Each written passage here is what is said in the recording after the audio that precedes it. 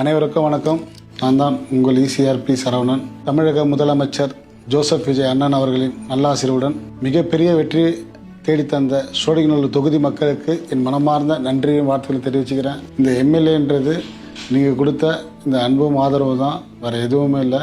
அறிவிக்கும் போதே சொன்னேன், தமிழ்நாட்டிலேயே பெரிய தொகுதி, நீ பார்த்து ஜெயிச்சுட்டு வான்னு எங்கள் தலைவர் அவர் வாக்குறுதி கொடுத்தாரு. கண்டிப்பாக ஜெயிச்சுட்டு வந்து பார்க்குறேன் உங்கள்கிட்ட சொல்லிட்டு வந்தேன். ஒரு எளிய குடும்பத்திலேருந்து வந்த என்ன வாக்களித்து இந்த அளவுக்கு ஒரு வெற்றி பெற சேர்ந்த இந்த சோழிங்கநல்லூர் தொகுதி மக்களுக்கும் என் மனமார்ந்த நன்றியை வாழ்த்துக்கள் தெரிவிச்சுக்கிறேன். அது மட்டும் இல்லாமல் என்னை நம்பி வாக்களித்திருக்கீங்க.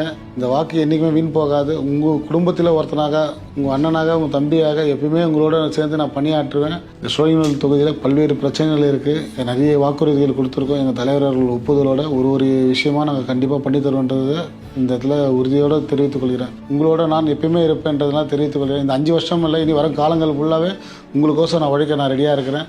நன்றி, வணக்கம்.